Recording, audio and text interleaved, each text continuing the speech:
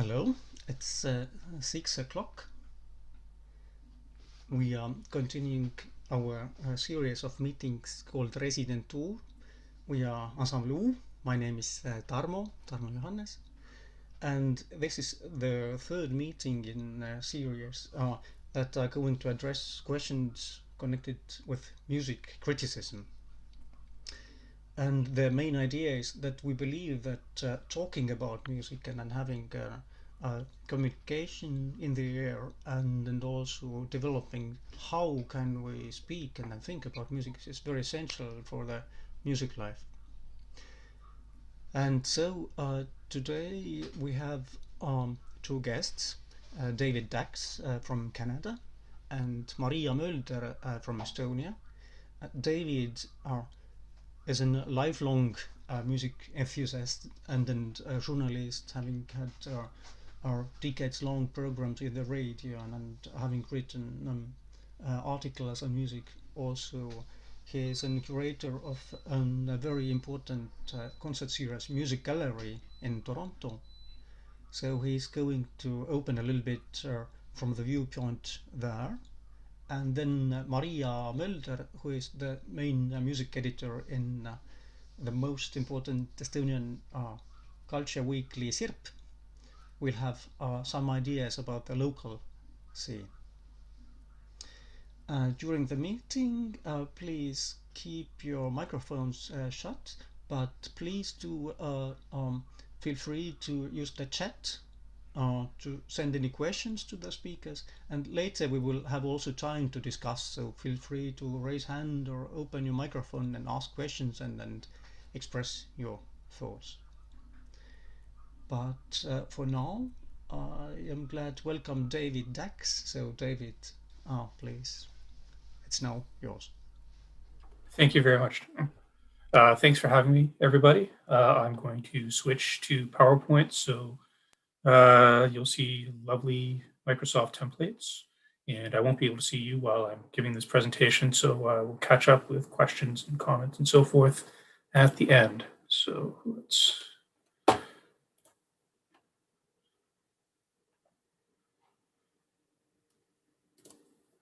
Okay.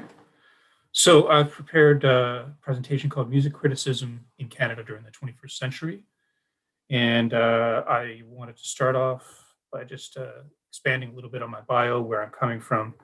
So I'm not coming from an academic background. I represent probably the largest cohort of music critics in Canada, which come from a background of being journalists, not professional musicians, who are interested in music, and moreover, they tend to migrate out of music journalism as their career progresses, partly because of the lack of opportunity in music journalism as a career in Canada, but also to pursue other, sometimes characterized more lofty journalistic pursuits. So there are not that many lifelong music critics in Canada anymore with an ear to nourishing a sort of lifelong sense of aesthetics, the way that there used to be from throughout the 20th century, really. So my own personal background, as mentioned, is I'm a musician. I've been a DJ, a record label owner, radio host, and currently I'm the artistic director at the Music Gallery, which is an institution in Toronto that goes back about 40 years, presenting contemporary classical and improvised music, among other experimental forms. As a critic, I was an editor at a national magazine called Exclaim, which is something that will come up in this presentation again. Editing everything from soul, R&B to jazz, contemporary classical, experimental, pretty much a wide swath of music outside of rock, country, and hip hop. My writing is not based on analysis so much as it has been on impressions, context, and trying to advance certain narratives that come up again and again in Canadian music, because the expression of Canadian nationality is something that is central to almost every Canadian music critic.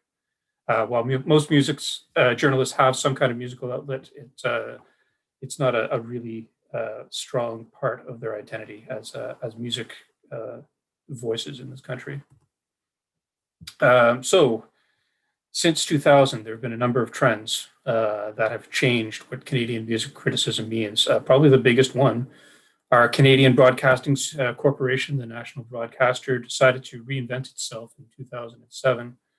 And this had a tremendous impact on the amount of contemporary art, orchestral, classical music that was possible to access across the country over the airwaves.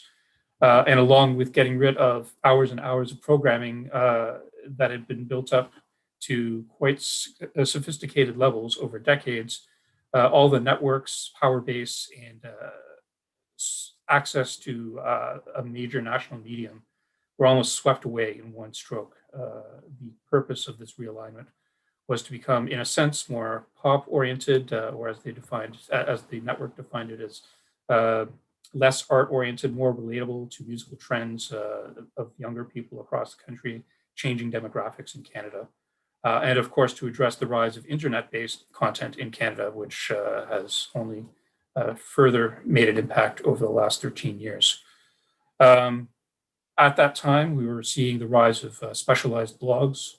Could be from small teams such as Pitchfork, started in that era in 2003, in the middle of 2000s, or a blog like Paris Transatlantic, which was dedicated to improvised music in Europe and the United States. It wouldn't have been possible in a magazine format before, but as a blog, it had quite a long and successful run with several outstanding writers.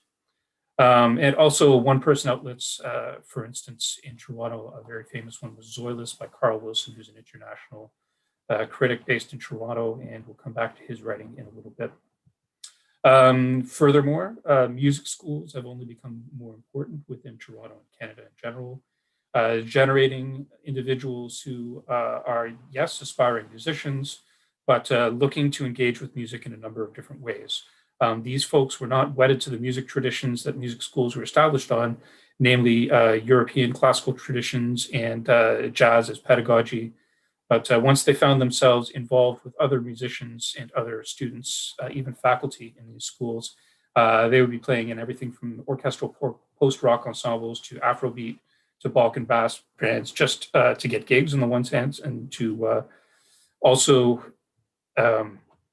explore further than what they were allowed to do in school. And in doing so, they established individual brands of their own and engaged in criticism by having internet presences where people would follow what they would have to say and in their personal experiences with music, which leads, of course, to the rise of social media, where anybody can establish themselves as a media influencer. This started before Facebook. Definitely MySpace was the first space in which you'd start to see critical content move online to a limited level. There were blog applications within MySpace, but Facebook and SoundCloud really got more music out in a way that was possible to observe and consume in totally different ways that existed even a few years prior to that. But for that matter, even music expressed in graphical forms, in snippets, in GIFs, music ideas that are not all text-based were given more license with the rise of social media. One way in which magazines and newspapers responded were a concept called listicles, which aren't articles so much where you'd have 500 words of prose and analysis about something, but a series of point form notes laid out in a graphically pleasing way, which was easier for the reader to consume and also more attractive and more possible for newspapers whose color reproduction improved a lot during the 90s and 2000s. So you'll see that a lot, which also had the effect in reducing word counts on the whole that you'd be able to put onto a page. So whereas a newspaper page used to be extremely text heavy, it is not that anymore. And once you start reducing the number of texts, it also reduces the number of articles and potentially the number of authors who have access to those pages. Other critical impulses come from the rise of the curator, which it's a profession that's existed for quite some time, but curator is often critical shorthand or shorthand for what an organization would like to achieve. So in my role as artistic director at the music gallery, I would employ a curator partly to advance ideas of theirs, but also to represent aspects of our own programming in somebody else's eyes. So it was a way of incorporating a critical perspective and a response to our programming within the programming itself. Sponsored content, also very important. You see this everywhere from blogs to Twitter.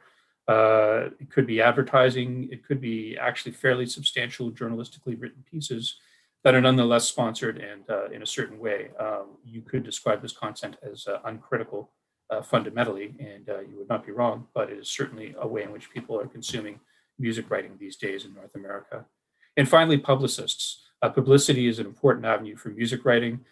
Journalists who used to be making a steady income within that field have now turned to working directly for artists. Publicity is also not, strictly speaking, criticism, but it does advance a narrative that at least is in the artist's control and in the hands of a skilled writer to be able to put some pretty interesting ideas out into the public sphere.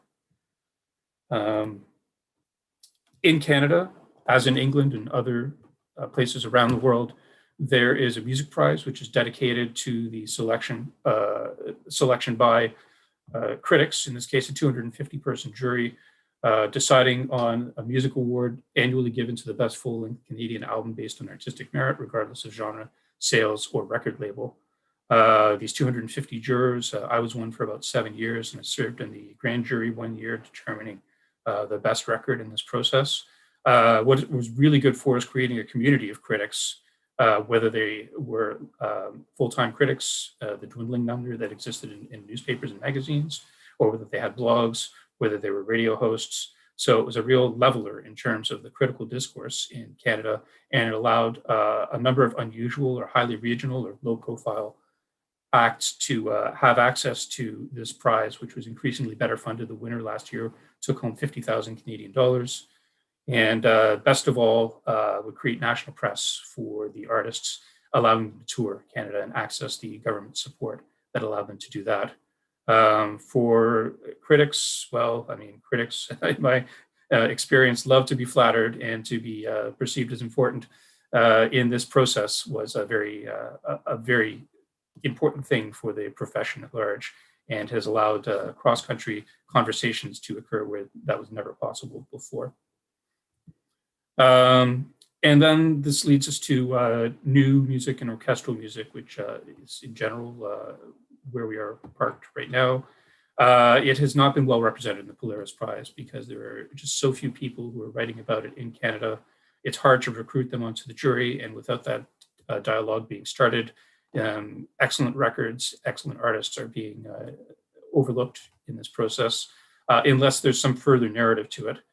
And this has happened in a couple of cases, notably an Indigenous musician named Jeremy Dutcher from New Brunswick, who is part of an Indigenous nation who only boasts about 100 speakers of an age-old language. And he embarked on an ethnomusicology project while he was in university to take the wax cylinder recordings of his people, songs that had been lost, and turn them into sort of a rock opera presentation, which was a very captivating release a couple of years ago, which touched on a lot of themes that are important in Canada right now. As mentioned, Canadian music writing is always concerned with Canadian identity as expressed through arts. This is encouraged by our federal government, which funds many activities due to that.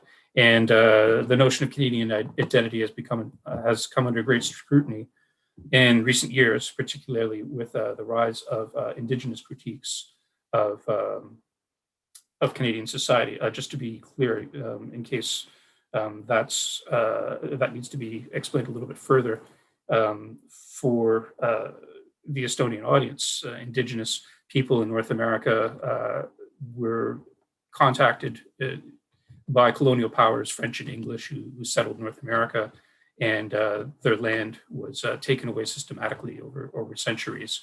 And it is only in the last couple of decades that there's a resurgence of Indigenous culture, which have been subject to assimilative practices, re-entering the mainstream and causing people who think about Canadian identity to really rethink what that means in terms of the colonial legacy of this nation.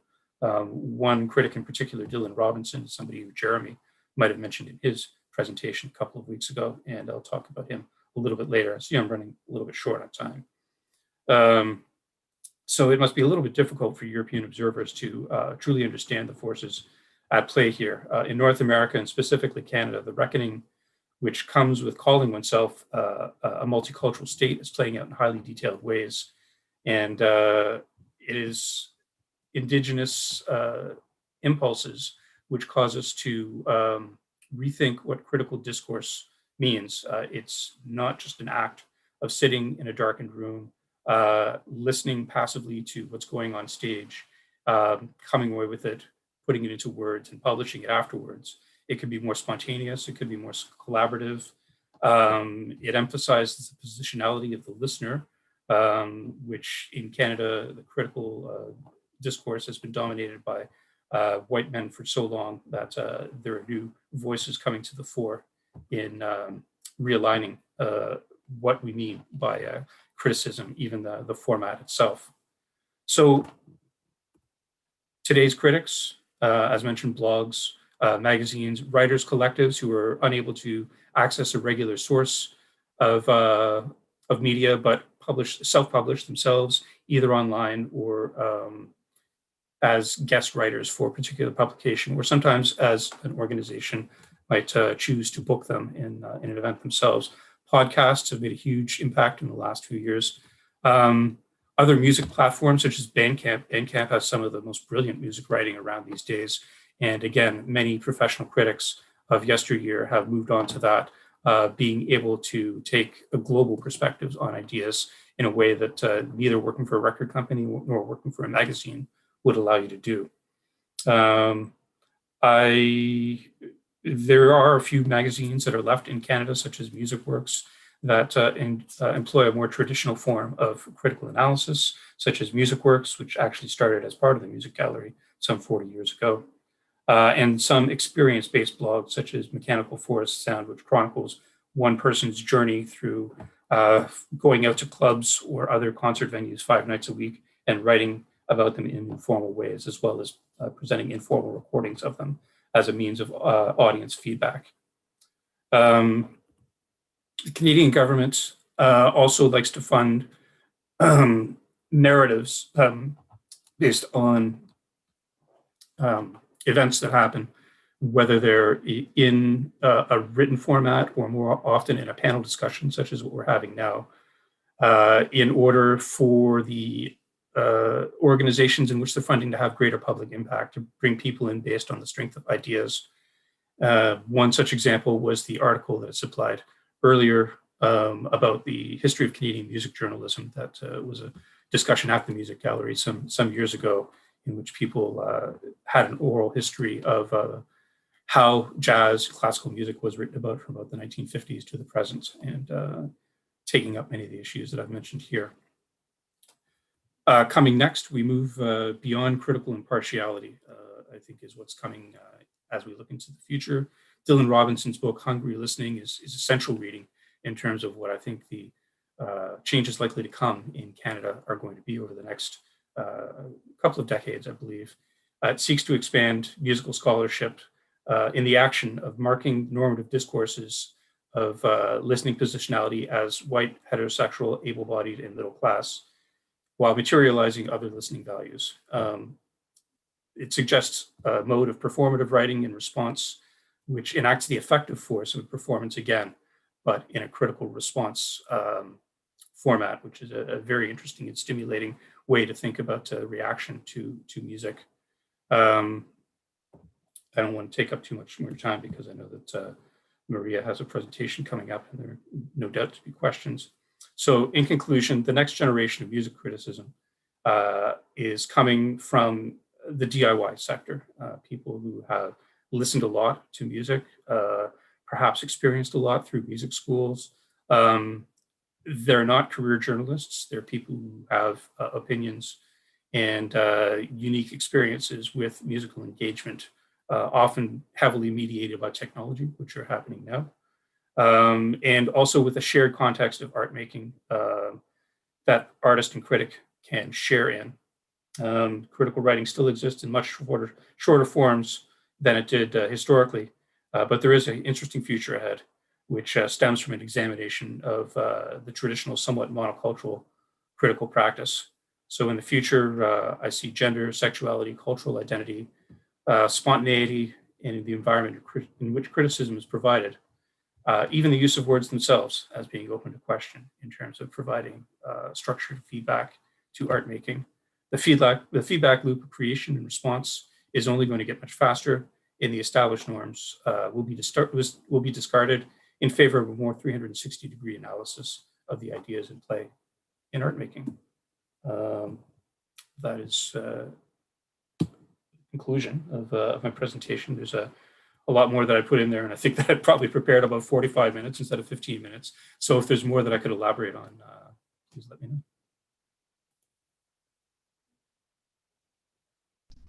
Thank you, David, for this very concise and very full and dense presentation. There's a lot of ideas that are probably of interest. And maybe I would ask first, Maria. I think there is a lot that is quite different from Estonian situation, but how did you feel? What did you think? Yes, I think a lot is different here, but the most interesting issue here was that the term lifelong music critic, is that possible here in Estonia now for those who start now these days? This was something to think for me. But of course, in Estonia, there have been a lot of blogs, but I think none of them have been concentrated for contemporary music, which is most interesting for Ensemble U. And there have been much less music distribution online. And I'm not sure, but I think social media hasn't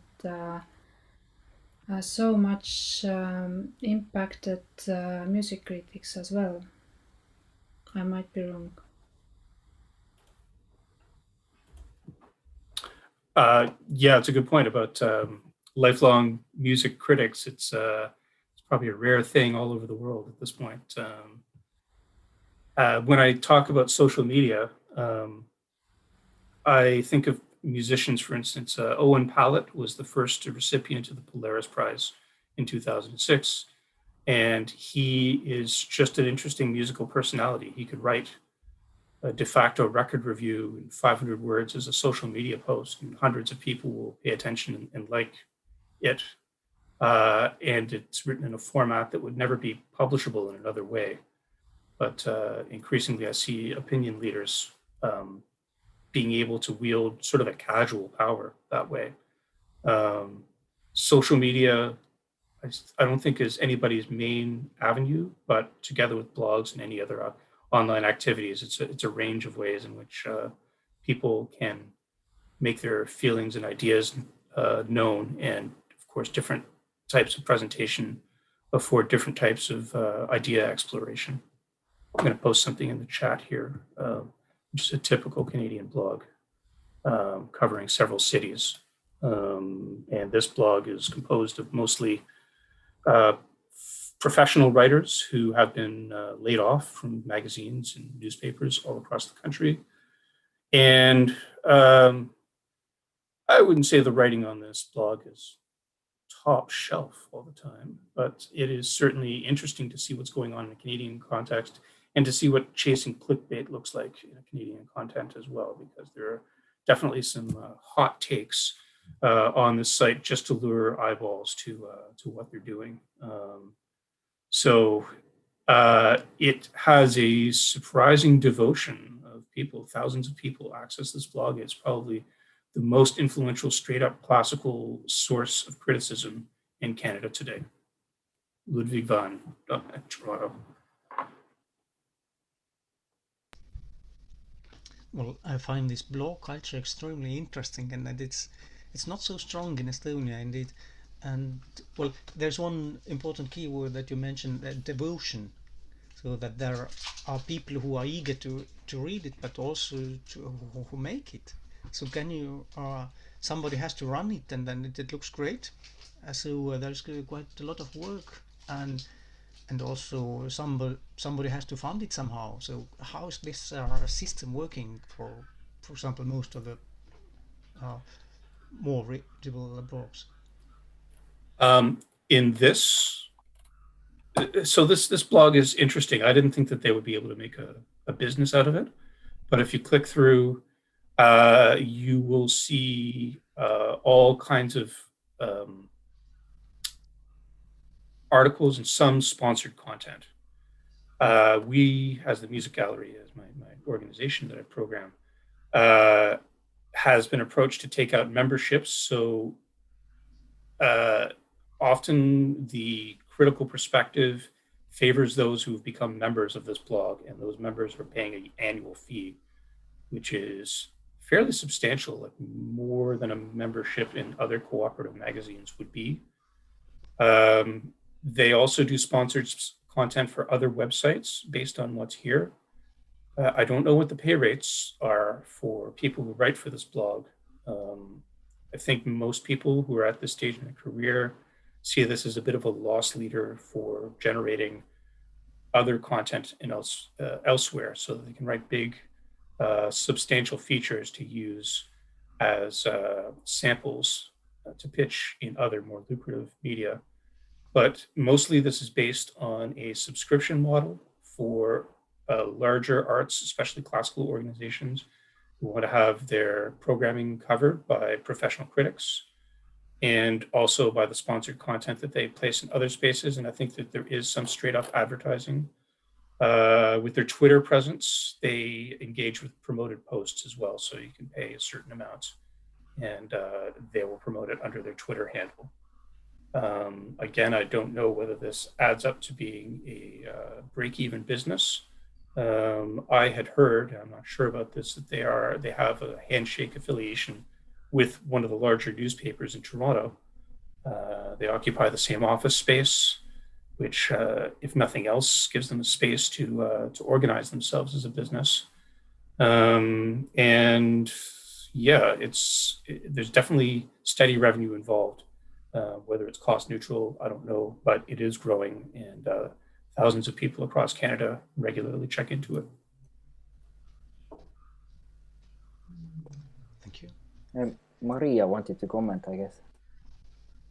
Yes, subscription-based blogs is something which is also done in Estonia, but you have to probably have some topic which interests more people than contemporary music. I mean, in Canada you have more people than in Estonia. But another issue which I wanted to comment is that initiating something like that also takes some guts to come out of your comfort zone. In the beginning, nobody has to give money for that. I think it was something like 10 or even more years ago when we had some kind of conference about music criticism, and there was also Marin Mürko-Rekterman commenting about Artishock, which is contemporary. It was a contemporary art blog, which was completely enthusiasm based, and it was around for about 5 years, I think, and then these people who did it also got tired. So this is how it goes with enthusiasm-based things. Absolutely. I don't know if that's ever going to change given the nature of media now. But I find that so often characterizes the music industry. You see record labels go like this too. People will have an idea in a certain network of people who put out records on a label, and eventually the hardship of running a label is unsustainable, and the investment can't be recouped. At least in that case, often the artists keep the rights to their music. Not so sure about journalism. In the example of Ludwig van, if you click through to the Who's Who section, you can see a list of artist managers, presenters, ensembles, choirs. They're all paying for this. It's like a classified listing. So in that way, they're likely to be considered for coverage first. Whether this truly represents impartial criticism is a question. On the other hand, they may not be looking for impartial criticism, but just something to showcase what they're doing in a different way than what may be internally generated by their own marketing department. And as I look through the Who's Who section, there are a number of large organizations, some of the biggest arts organizations in Canada, paying at the top level of tiered memberships. So I would say that they're probably grossing thousands of dollars a month. But whether that's enough to sustain an editor full time, never mind paying critics what they're worth, I don't know. I don't know if this is a factor in Estonia, but a publication like this would be eligible for funding from the Canadian government to subsidize what it does, as it presents a interesting, overlooked part of the media landscape. It could apply and receive substantial funding both on the federal level, and Canada is composed of provinces. The province will also fund activities like this. So what the funders like to look for is to see that there is an attempt to make it a business, so that there is revenue generation happening. And once they're satisfied that the business itself is not just a hobby for someone, they're more likely to take it seriously and match funds or give even greater contributions. And again, once government funding enters the picture, then there's another set of requirements to adhere to, what funders like to see done with their money, leading back to the expression and exploration of Canadian identity. So I haven't checked to see their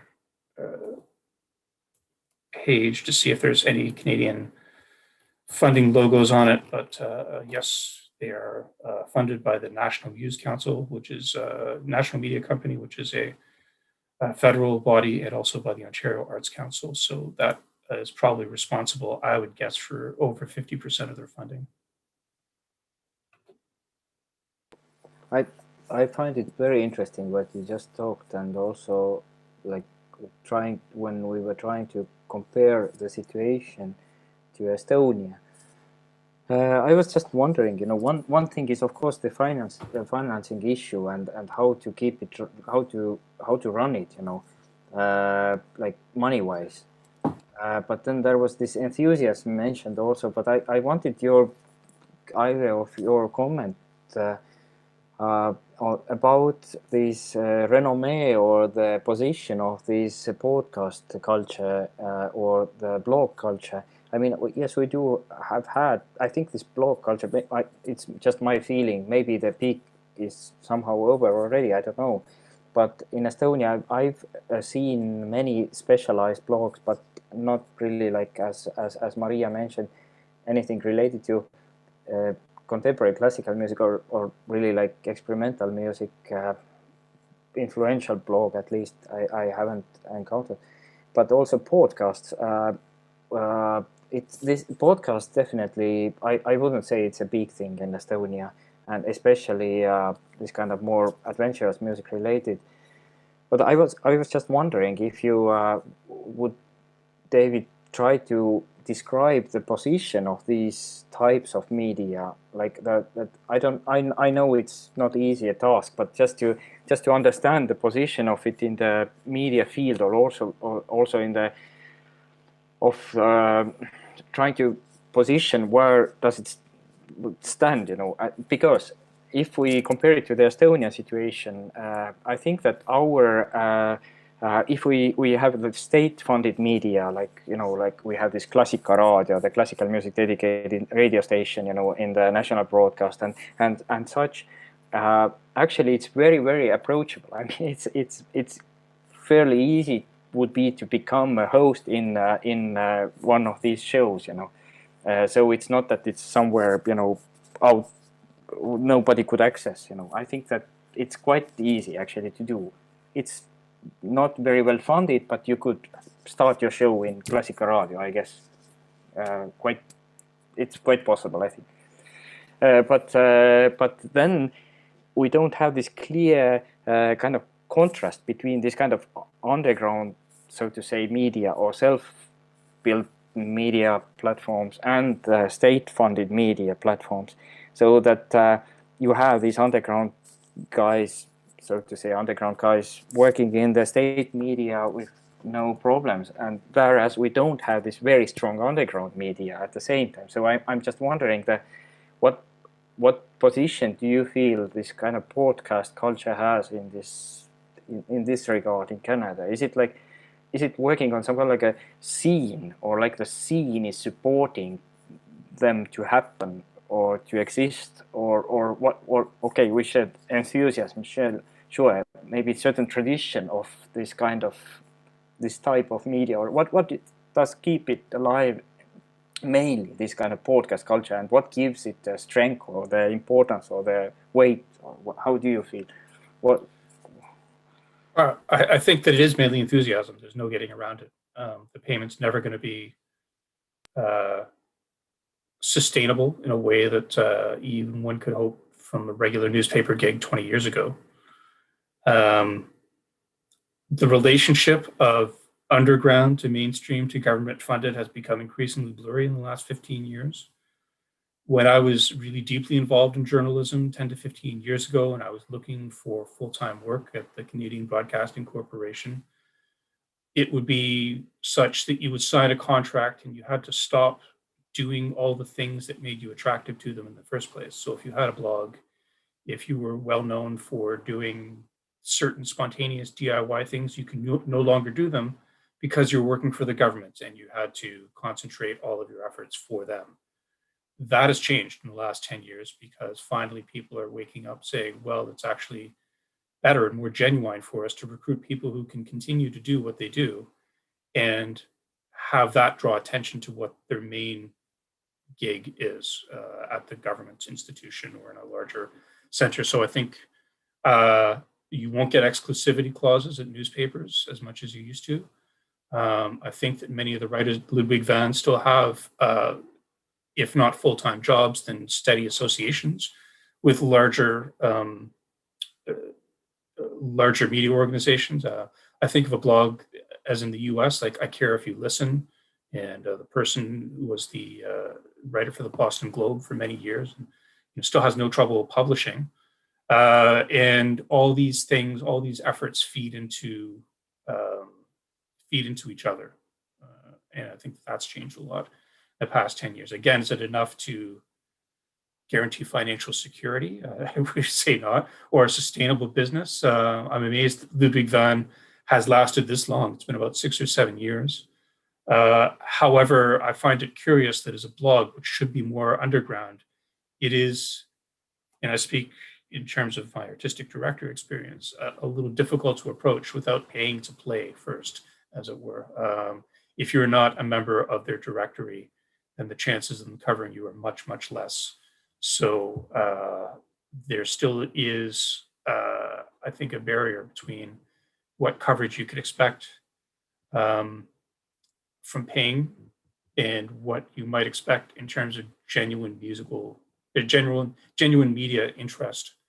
But because any media also has the asset of having all kinds of demographic data, it can tailor what you're looking for in a way which makes more sense than just putting it as a 16th of a page on page 36 of the second section on a Sunday sort of thing, and can put it in a much more relevant way into people's faces, which is exactly what every other social media advertising does. So if you're using social media to promote yourself, then you just affix yourself to another organization with a stronger, more sophisticated reach into the people who you're trying to get at.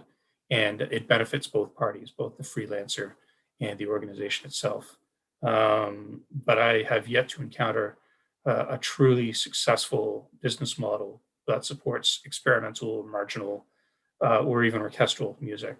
Ludwig van is the closest, but they still, as you say, they remain passion projects, even if the people who are on the bottom may arguably be much better known to the people at the top than ever before. And I guess that's some kind of progress. Thanks. I suggest that let's move slowly to Maria's ideas, or if there are any open questions to David, we can continue, of course, also later. There are many things that we could still talk about. But are there any burning questions to David at this point before you forget?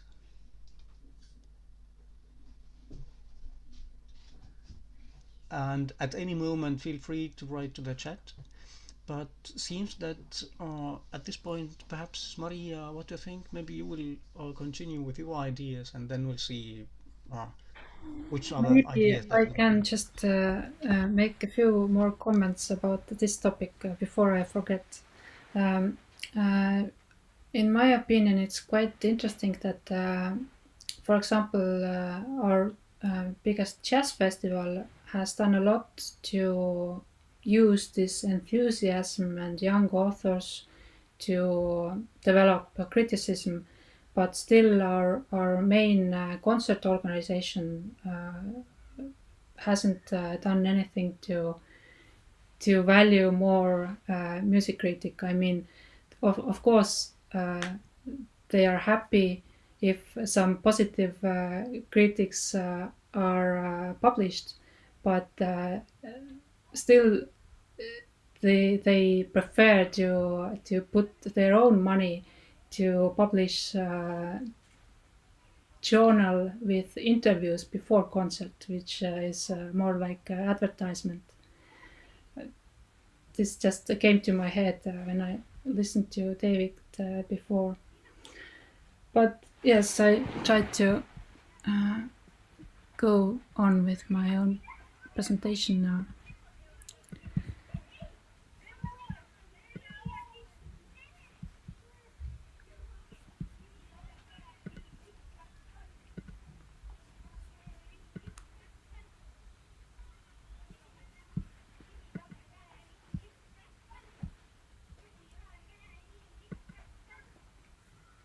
So can you see it? My title today is Let's Demystify Music Critics. And the title is like that because I'm going to talk about music critic and music journalism as an editor, about our local issues, very practical issues really. And yes, I should introduce myself again. I'm Maria Mölder. I'm a music editor at SIRP. So this is my view. My main point is that the music critic is not really far away. It's our collective creation. I cannot do it on my own. And the situation in music critics depends on if and what people want to contribute. And here are some of the main problems with music critics as far as I have heard or what I have experienced myself. Of course, there is not enough music critics. This is what we hear everywhere. And people have very different expectations. There are not enough writers. Of course, the quality issues. People say that the writers are incompetent. They haven't used enough arguments. The writings are boring, and so on. And sometimes some organizations say that my event or my ensemble or my organization never gets attention. Of course, there are many other issues, but some of those we will watch more closely now. Well, we don't have enough music critics. I think it's true when we talk about private media, and it also is true that there are clicks needed. But in case of SIRP, we talk about public media, and the clicks don't really matter. Is there enough music critics? I think you have to decide. I think there is not enough, but I think there can't be enough in the situation when we normally, in the normal situation, unlike we have now, we have over 100 concerts per month. So we can do a lot to improve the quality, and that's the main thing we can concentrate for now.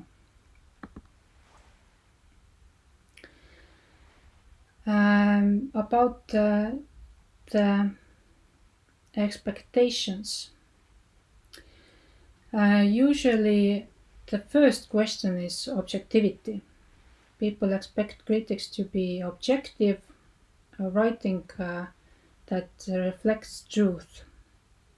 But review is a genre of opinion article. Critics is always subjective. Opinion and analysis matters the most. People tend to say that I heard something else. I think that is fine, but the review is about what this writer heard and thought about the concert or album or something else. So the next question is who is the review written for and why? Is it written for musicians, for concert audience who were there, listened to this concert, or is it general culture audience who should find it interesting? They all have quite different expectations, and it would be perfect if they all get something from the review. But how often do writers accomplish that? I'm not going to answer that. And the last point here is that people still expect review to be something that archives the concerts. If you're not in the paper, you're not there. That is just not realistic when we have over 100 concerts per month.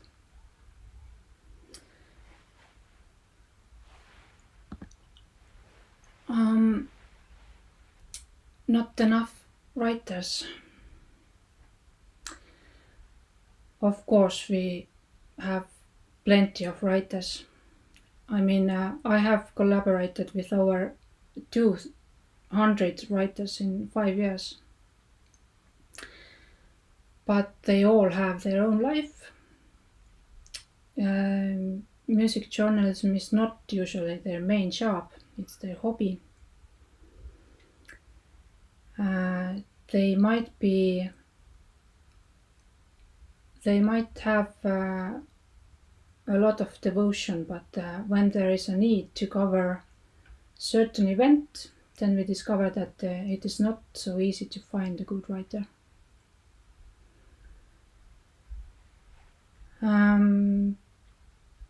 So what can we do? We can notice good writers and interesting thoughts. Editorials are open for new ideas, writers and articles. Even you yourself could write something. And of course, let's value the work that writers do and keep them motivated. Let's give helpful feedback. And the more complicated part of it is that let's try to put music knowledge and writing skills together. in education. This is not so easy to do, I know. And now, next step forward is to value music critic as work. Right now we have expectations for critics as it were a full-time job, but in reality it's not a work that someone can do for a living with full commitment. And of course this has its pros and cons. We need people who know music life and its different sides, but it seems that the people who write have no time to do it with enough continuity. By the time they have enough experience, they are often busy with something else, and this kind of writing continuity is defined as a hobby, as I already said. So here are some ideas. A separate award for music critics. There have been some kind of ideas to do that. A grant for music critics. Of course, fair fee for the work. This is not only for music critic. This issue is it's a broader issue in journalism. Writing competitions. This has been done, but this is not a continuous thing to solve a problem. More practical experience in critics education. I'm working on that, or at least I have been done something for this. And the last one, let's be all aware of the situation in critics and help out if you can do something to help.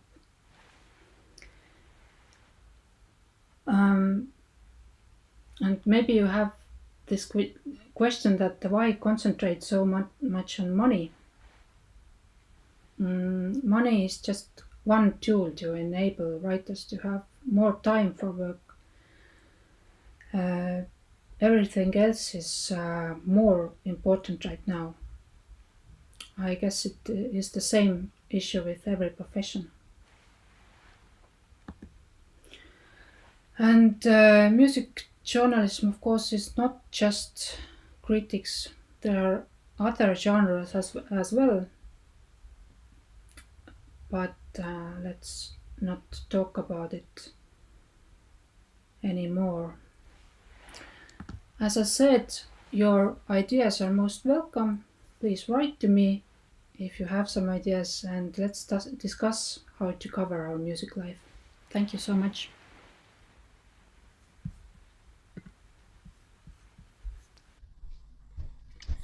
Thank you, Maria. kogunes Tallinnas laagrisse ja osaleb pühapäeval Poolas algaval rahvusvahelisel turniiril. Koondise koosseisus on mõnede vanemate maailmameistrivõistluste karastusega mängijate kõrval päris palju. This was about sports, I guess. David, Yes. maybe if you would have some comments or some thoughts about what you just heard. I mean, it's very much Estonian context description, but I'm sure it does resonate also in Canada. Many of those problems listed here, but maybe you could reflect. Yeah, for sure. Particularly that last slide about what is necessary for critics, and really it probably goes for a lot of arts workers to survive. One thing that I wondered about was the concept of fair fees. I mean, this is a question for artists as well as for writers. What do typical fees constitute for a feature article like where you publish? And is that a sustainable rate to make a career of it? Unfortunately, no. I mean, there has been a talk that there is only one person in our 30 years of independence that has really tried to do a living with writing music critics. Wow. Is there any kind of, you mentioned grants for writers. Is there much infrastructure there in terms of support for artists? No? That's why I'm talking about it. Right, okay. Could you see something like a Polaris Prize being applicable in Estonia as a something awarded by critics? You were talking about awards for critics as well, which I think is another form of recognition to get people aware of what the critical process is and who's doing good work. But is there a critic-based award? Yes, there is an award for writings that we give out in SIRP, in this cultural weekly that I work in. But this covers all of the valdkond. Field, maybe. Yes, all of the fields that we cover. So architecture, music, film, and so on. Everything that we have. So some music critics have got it, but it's not only for music critics. There was also something that you said earlier. Actually, there were a lot of, even though it's an Estonian context, there were things that you said that really resonated with me. The subjectivity of the critic is obviously something we agree on. I loved what you said off the top about you can't do it on your own. Other people need to contribute in order for it to be a true critical discourse. This is absolutely true. You mentioned in making a distinction between private media and government media, that government media don't really care about clicks so much. I find that to be somewhat different than what I'm dealing with in the Canadian landscape. Because that was basically when I talked about the Canadian Broadcasting Corporation having reoriented itself in 2007. They became very, very concerned about clicks and immediate measurements of public perception, sort of thing. So that is not the case in Estonia with publicly run media.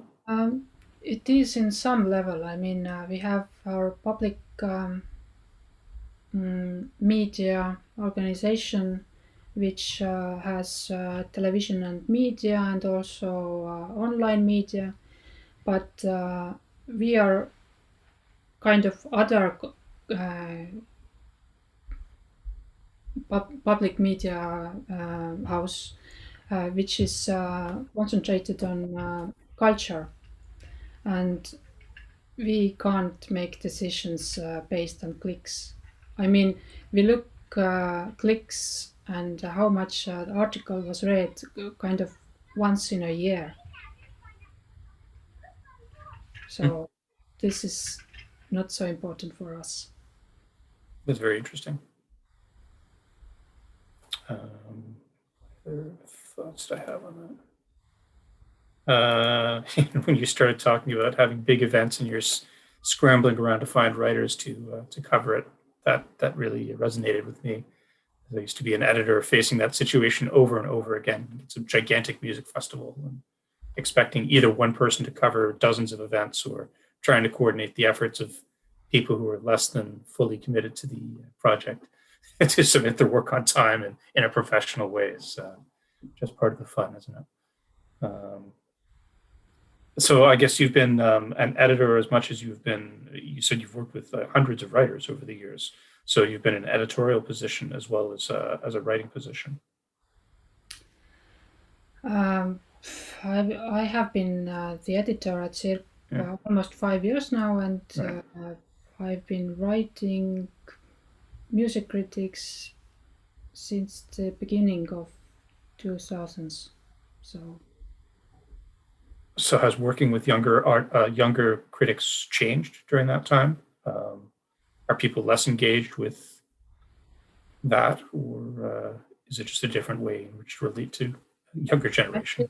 I see every writer as a different person, so cannot really answer that. Okay. those are some of the notes that I had on it. I just found it very interesting. Thank you for a great presentation. Thank you. Gregor has a question. Yeah, thank you. Any questions to Maria? Yeah, I have a question, not a question, but maybe just a comment. So hi, I'm Gregor. I'm one of the so-called critics that write something from the younger generation, and I mean, I can't say why I'm writing critic, but the problem is really discerning in my case, because at school it's not something that anyone talks about.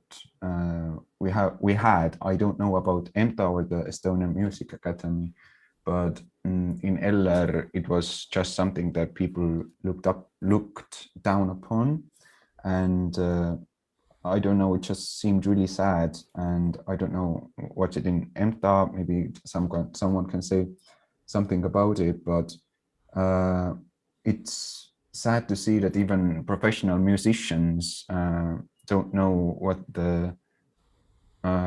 why people write criticism. I mean, I had a professional musician from Vanemuine write me that you're supposed to write that Vanemuine is so good, Vanemuine plays so good, but all you write about is some kind of context and weird things. You need to motivate us.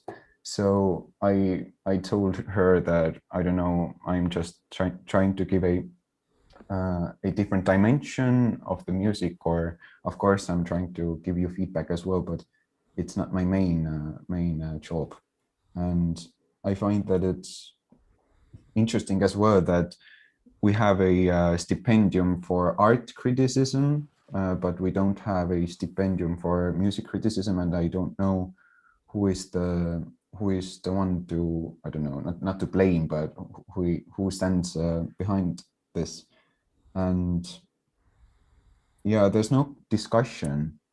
Only my friends talk me about my works, or just give me some insight that they understood and what they didn't. But overall, I don't know, I have a feeling that I'm just writing into some kind of a hole where it just falls down and no one really reads it, and I don't know. And yeah, these were my comments. Thank you. Thank you, Thanks a Gregor. I lot. mean, this is something that happens a lot. That I mean, Gregor is a good writer, and the feedback could be very disappointing when something you write is not pleasing musicians. I mean, his job is not to give only positive feedback. His job is to analyze what he sees and hears. May I read one comment? Or just draw attention to the comment, and I probably would need to read it because there are people also watching us in YouTube, and I'm afraid they don't see our chat window there, do they? Probably not. So just in case. Vambola writes, just a comment, I see this as a problem that government-funded institutions do not care about clicks or resonance in the cultural scene. In a way, this means that they do not have, or they do not take responsibility of the quality of the real outcome or impact of their work. Is one comment written here. This is so untrue, Vambola. I mean, I didn't say that institutions do not see clicks, but we don't make our choices because of the clicks. This is very different. If I may comment on that just shortly, New York. I've been there a few times and also played there on different scenes, so to say, underground scenes, and I remember once asking a friend living there, why would you even bother living there? as a musician or trying to survive, which they cannot, obviously, because they are doing other jobs, and living as a musician is not really possible in New York. Let's agree. And he tried to explain me that it's not about surviving as a musician, but actually it is about being a musician in New York, not surviving as a musician, and that the scene is the reason everything is happening, not anything else.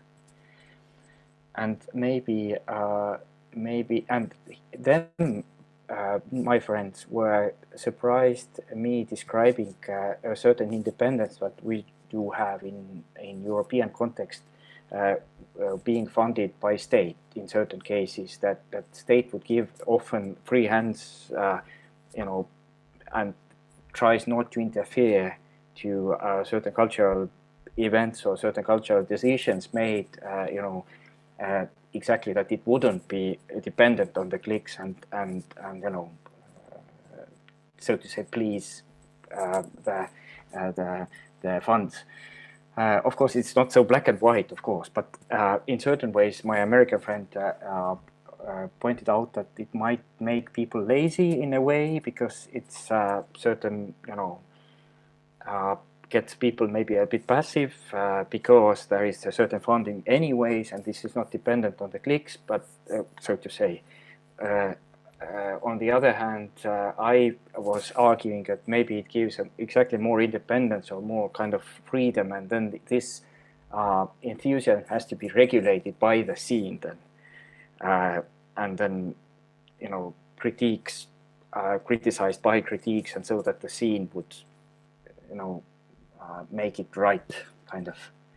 And this would lead my thought or question to Maria or David or anybody, that I think that this is if I pick up from Gregor, that I think it's a main misunderstanding that from what I hear often from critics, that musicians, I can't generalize, of course, are expecting appraisal or some kind of like a good critic or something like that, or what would make them their work look good.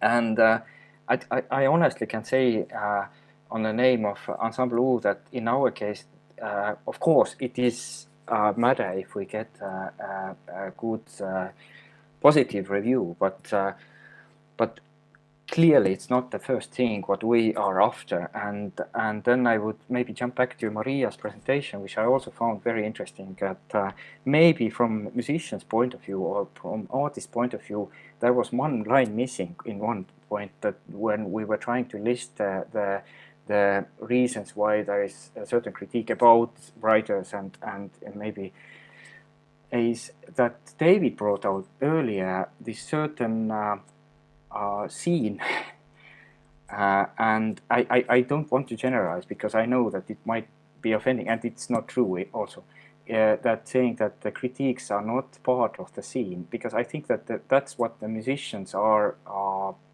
mainly after, that the critiques would be part of the scene. And then when you were describing that you had cooperation with more than 200 writers, that there is a lot of writers. And from my point of view, or from artist's point of view, this is actually a problem. Because just as in the music scene, you earn your respect in the scene through years and years of work and dedication and enthusiasm and all that. I think it's the same for me with writers, that I learn their handwriting, I learn their thoughts, and I'm getting kind of into dialogue with them. And there have been periods, for example, for myself reading music reviews or critics or journalism in general, that I constantly in Estonia find new and new names every time, and I don't know who these people are, and and often I realize these are very young writers often, and this is great, but I don't see their names reappearing very often again, and so I'm missing that dialogue. I'm missing seeing them on the scene every time passionately, after the concert, arguing with me, having this drink, reading the same books or the other books I haven't read, and feeling that this is passionately the scene we are all in. That's where my critique towards criticism would departure from. And then, of course, we have very common problems also on musician side. Funding. Ensemble U cannot live from playing. Let's agree. 15 years we've done it. It's an enthusiasm project. Let's agree, and so on. But and this is a serious problem. I absolutely agree that music criticism is very, very underfunded in Estonia. But from me, it all departures from the passionate scene, and then everything else comes after that. But I don't know if you would agree or would. I agree with everything what you say actually, but it comes back with it comes back to what David said. There's not such a thing as a lifelong music critic anymore. I mean, what would you prefer to see those younger generation writing, or would you like Sirp not to cover contemporary music at all? Because when I ask someone who is in your scene, for example, would you like to write? They answer, no, I can't right now. I'm so busy. I have this and that to do and so on. And actually, sorry about going into that, but I asked you guys a month ago, can you suggest some people who could write? No answer. Just to comment on that, we have actually written articles, by the way. If you ask about that, us contributing to that, we've had series in the Musica, for example, where we had our own column, for example, and I think Tarmo has written quite several articles himself. Well, me much less. That's nice, but writers doesn't solve the problem when we need some specific event to cover. I didn't understand your question there beforehand. I mean, just writers in general. You mean like for contemporary music situation, or because to be honest, I didn't understand your question then, because I understood that you were asking also for some texts or general text what could be added or proposed, and this is definitely in the plans. But I'm happy for your texts, but still the problem is what we talked about right now, that there's not enough critics in contemporary music scene. You mean writers, just who could write meaningfully? Mm-hmm. I could list 10 people, but you would probably say that they would refuse. I'm hoping to see your email very soon. Yeah, but you know those names. But I can list them, yeah. Thank you. Sorry, I jump in, and I would like to bring out some points that Gregor mentioned. One was that you see that you sometimes feel like writing into a hole, and you never get feedback or any thoughts. And this is exactly what we are after, is the discussion. So that to talk also after concerts, or maybe after the articles, and what we've been discussing within this years is this vastulause, or this answer to a criticism, to live in this culture, so that there will be some kind of passionate exchange of thoughts. And then the other point, you say that the role of a critic is something that is not so esteemed, or it's that you say that the prize is the prize is somehow not so seen, or the ground is missing. And this is definitely something that can be better, and we've been thinking with although it's not our thing to do, but we try to find ways to have grants and this visibility or importance of critics, I'm definitely certain that this is something that can be improved in Estonia. And just as the last thought, I have an impression that this is somehow stronger in the scene in Toronto or in Canada. That David, when you mentioned that now the hierarchy of the criticisms is going down, and then people can have this DIY or reviews, or people can have collaborative expressions. So it means that people want to do it, that there is passion, and then people are in this mood that it's important to express some ideas. I believe that perhaps it comes from the very strong criticism in the 60s, 70s, and in the media, and also when I read the write out of the panel that you sent, that there was clearly very strong passion about doing things and writing things, and somehow it seems that this is in the air in Toronto, and if we can do something to have a bit more sparkle in our scene too, then it would help. Yeah, there's definitely no shortage of people with opinions who want to express themselves, proper writers who could be expected to complete something in the way that an editor would like. Again, speaking from personal experience, but I'm always impressed by the enthusiasm. There's just so, in a multicultural country like Canada, there's so many groups, cultural groups,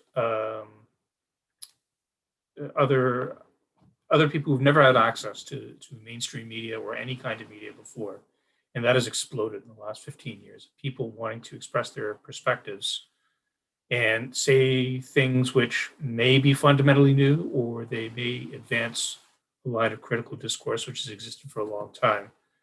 And certainly I think we're still in a situation where people are more in the passionate phase. They don't, I mean, yes, it's, when I have a budget, it's always, I always make a point of paying people, but many people are happy with doing it pretty much for free, letting the passion guide what they want to say.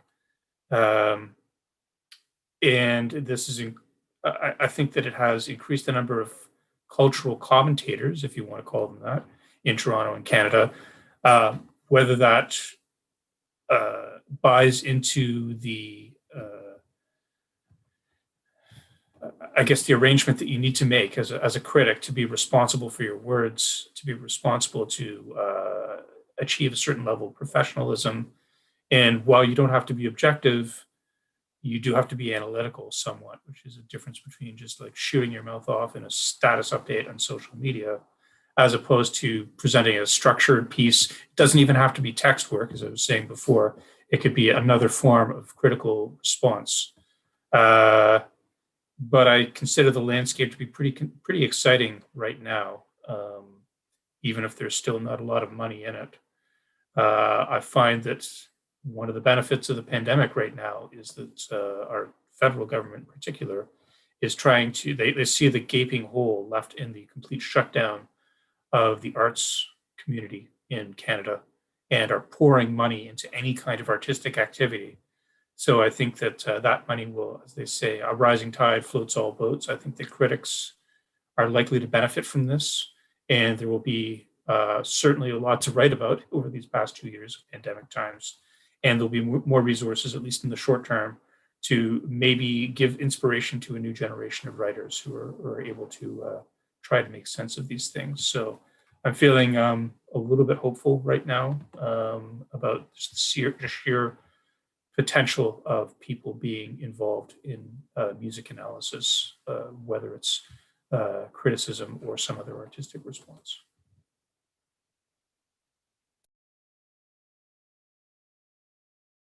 Thanks, Taivo. Please, you have a question.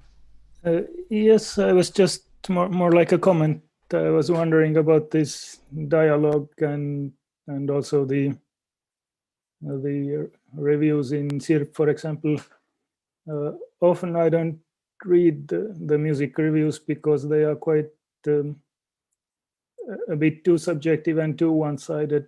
I was wondering, well, I mean, they don't give me enough interesting discussion and dialogue exactly as a reader.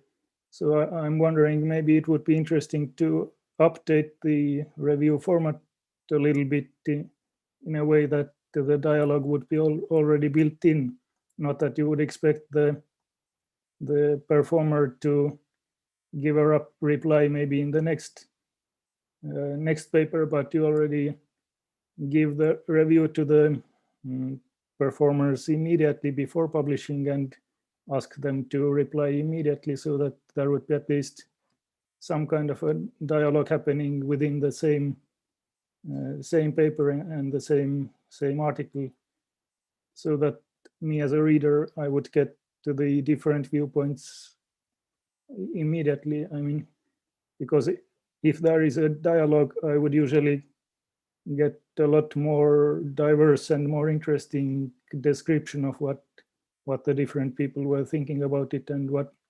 yeah. Well, you understand anyway. There's Classical Radio who is doing that in Helikaja. I'm not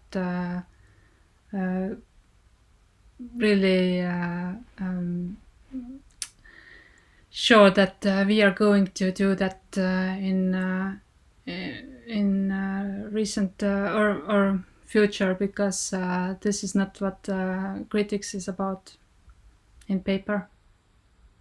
No, I mean, I'm not saying that the criticizer should like do an interview or something, but just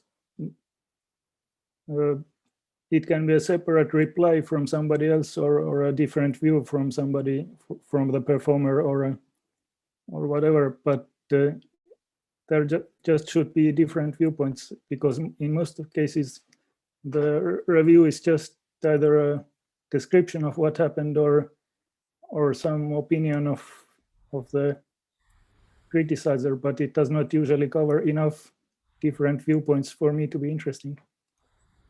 Okay, I can assure you that I do everything that I can that it wouldn't be a description of what happened, but it's not possible to have several views on every concert, because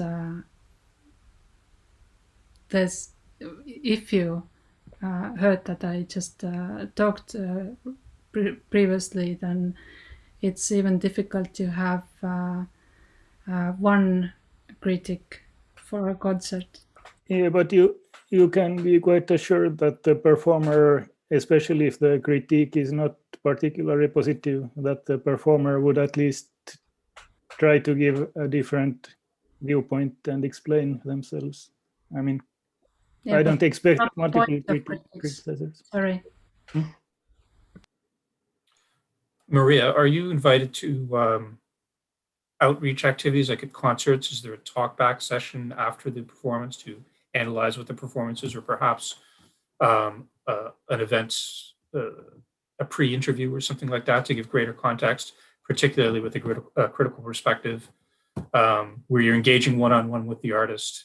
People are in a room, they're all paying attention at the same time, even unlike a newspaper where you're not sure if people are actually truly paying attention to what's written.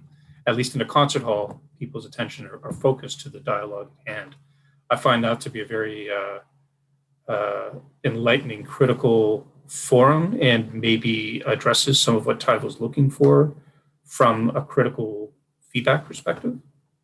Like, is that something you do much? I think these events are very nice, but this is something else that you have in concert hall or in radio or and in written paper.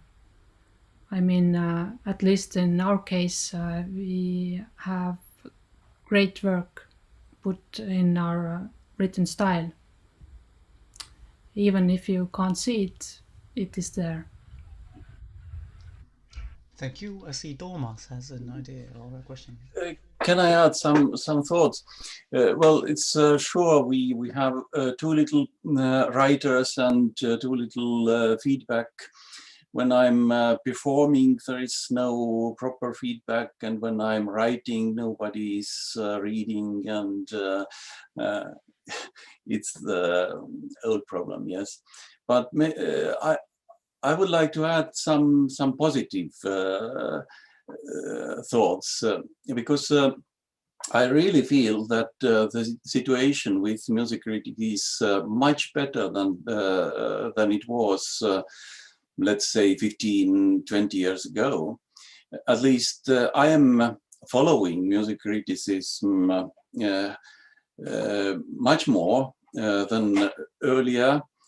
There are interesting writers, texts, and also platforms. SIRP, of course, it's an old magazine. Then the Musica magazine, then Teater, Musica, Kino, then of course Classica Radio, where we really have also discussions and dialogues. So it's not so bad at all.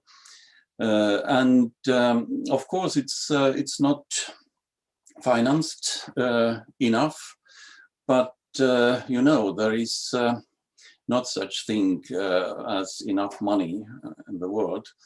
There is only too little or no money.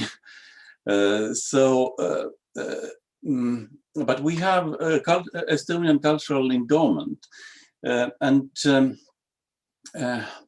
I'm thinking, isn't it possible to create some stipend or some prize for music critics over this endowment? Yeah, I'm very sure it is possible, because there is a lot of stipends for performing musicians, and the people there, they really understand that music criticism is as important as the performances. So let's look for possibilities. And Maria, you said we don't have any full-time music critic anywhere. You even said lifelong music critic. But do you want some real full-time music critics? Because I remember in the last session, Finnish colleagues had many critical thoughts about phenomenon like Seppo Heikinheimo in Finland. He was a real full-time and lifelong music critic, but Finns were not happy at all with him, because it was he had too much power. He gave only one view about music scene, and this is not we have to dream of today, I think. And of course you have problems to find good writers, but there are usually the problem is that Estonians are we are too little, yeah. And for instance, I was writing rather often music reviews, concert reviews in 1980s, and in 1990s I stopped. And you know why? because I have one particular field of expertise, and this is early music. And then I started to be more and more active myself in this field. As organizer, I organize a festival, then some projects, then I am occasionally conducting projects. And how can I write critics about similar projects in Estonia? No, I can't. So if Taavi said that there are actually potential for writing, there is a potential, but you want to have critics from experts. But experts are too active themselves. This is a problem, of course. Yeah. So just for thinking.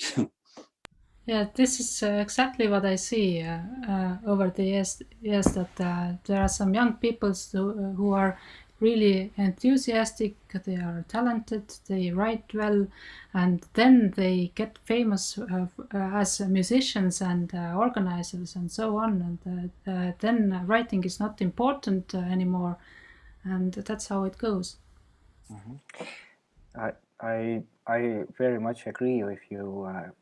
Maybe it's even not that it is important, but it somehow feels unethical because you are involved in the scene very much, but maybe from a different angle slightly. But I wanted to ask you. First of all, I like very much the comments you're all adding. I think it gives so many things to think about. I just had two thoughts on the last comments. One is that what do you think? Maybe what is we are missing here in this very local scene is that this very kind of spontaneous, quick platform. Okay, we say that there is Sirp, which has a very long tradition in cultural writing, and make no mistake, it's the best cultural magazine we have. And if it's not sounding enough here, I want to underline that we have read some really, really great music critic articles there also lately. This is not, this is clear also for us in Ensemble Blue. But and then we have magazine Musica. Maybe it has a little bit vague position. We don't really see what it is or what its position is. And then we have, of course, the other medias like national broadcast and all that. But what we have lost is this quick writing in big magazine, like big newspapers, which used to be this quick reaction, and maybe this is what we are missing most of all. Is I remember that Sirp also had some kind of like a blog version or some comment version there in the web-based release, but I don't think it was very active ever. Maybe this could be something that could be somehow renewed, and this could be a spontaneous place for chatting or changing ideas, or some quick spontaneous interview or something which is an addition to the written Sirp, which I very much agree. It's a very different domain. It's a written text, polished, in certain style. But then this web-based thing which could comment on that, because this is there. Also, those same texts go to the web, and maybe this platform could be developed a little bit to be a bit more interactive, just in addition, not touching the Sirp's own, But then I wanted to ask a quick other thought. What do you think? Talking about Estonian critics, but also maybe in Canadian situation. Canadians write in English, and there is also this background that everybody can read those articles.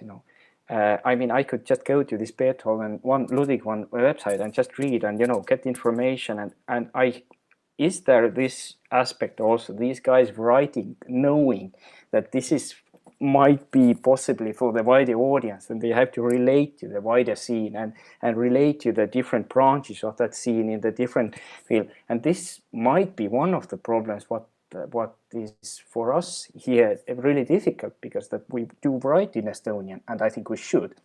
But it's just that I often feel that the music critique in Estonia is addressed to the local audience and the local people in mind. And this is maybe also one thing I would add as a criticism towards the critics in Estonia, and not to be taken bad, but it's just that it's maybe even too local, because as the musicians are traveling more and more and try to relate themselves into the international scene, so this critique is also part, maybe should even be more also part of the international criticism scene, or I don't know if you have any comments or thoughts about that. And I know it's a language issue, but it's not only the language issue, it's also certain mentality or certain way of thinking. How do we position ourselves while writing, I guess. It's like with science, there is a lot of talk, I guess, nowadays about writing science in Estonian, right? And how does it relate to the international, colleagues and writings,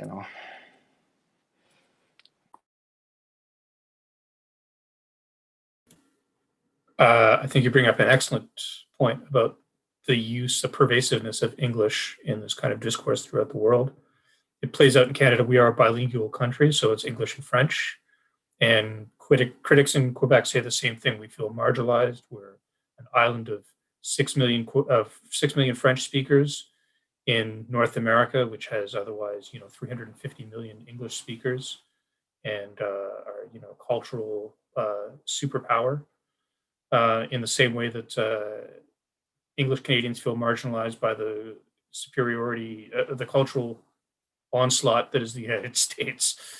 And despite the increasing focus on identity within Canada and how that evolves in a critical perspective, almost everybody takes the use of English for granted as a means for expressing themselves. That they, if anything, people will, although it enables connection with a much larger international audience, I find that people are more likely to try and define the audience that they're going for by not either trying to or not feeling like they need to explain subcultural or countercultural elements that they might be writing about. So if you're writing about drag performance, for instance, you don't need to make it relatable from its origins to the present. You can connect specifically to drag aficionados without having to do the contextual background. If you want to provide context, you can use a hyperlink. I find that that type of writing for the web. I used to write about world music. So if I was trying to explain instruments from around the world, when I was writing in print, I would have to take a sentence and explain the Kora's 21-string West African harp, whereas now you can just link to a Wikipedia article about a Kora. By the same token, you could write about something very narrow and use techniques in the web writing itself to be able to provide further context to a reader who might be a little bit more casual, but still not detract from the very specific kind of analysis that you're trying to partake in. So it's interesting, and relating it to your first point about the interactivity of it, I find that this is where social media really shines, because you can have somebody put a 500-word status update of a show that they saw last week, and because they're posting about it on Facebook, it is a post. It's intended for people to comment on. People don't put a status update just for it to live on its own. There's always going to be engagement that's baked right into the method of delivery. So that's where I see social media as being potentially exciting and having a leg up on traditional media, which running a comment section and administering it is such a thankless task. It's awful. Whereas on Facebook, it's part of the deal, part of the social contract. So I think all of these things build up into a larger sort of critical discourse. But yeah, I mean, especially a country like Estonia, where the language has limited spread, Google Translate will only get me so far in terms of really unpacking the kind of nuanced and complex ideas that you want to put out into the world. But even that's 80% better than it was 10 years ago, right? So.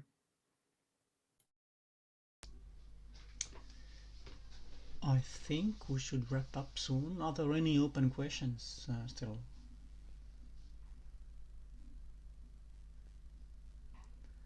Well, thanks a lot for all comments and ideas, and then David, Maria. Before we close this meeting, then I would like to tell some words about the last meeting, that is the fourth of the Residentuu series, and it will happen on 27th of April, and it will be after our concert in Estonian Music Days, and it was intended as an public criticism on the concert.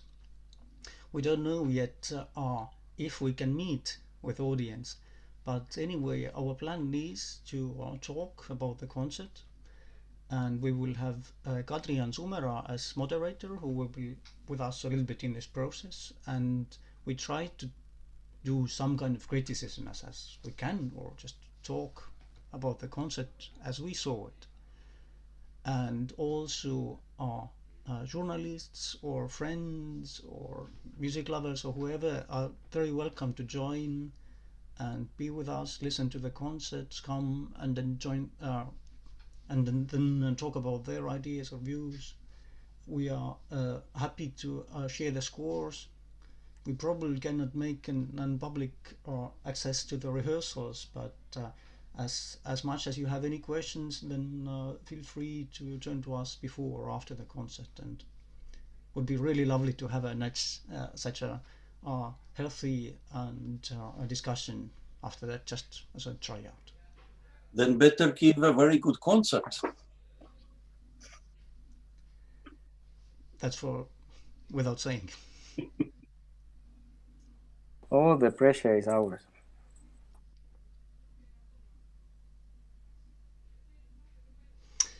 Well, thanks a lot for everybody for attending, and people on YouTube watching this recording or live stream. And yeah, let's try to keep up the discussion. Thanks a lot. Thank you. Bye. Thank you very much.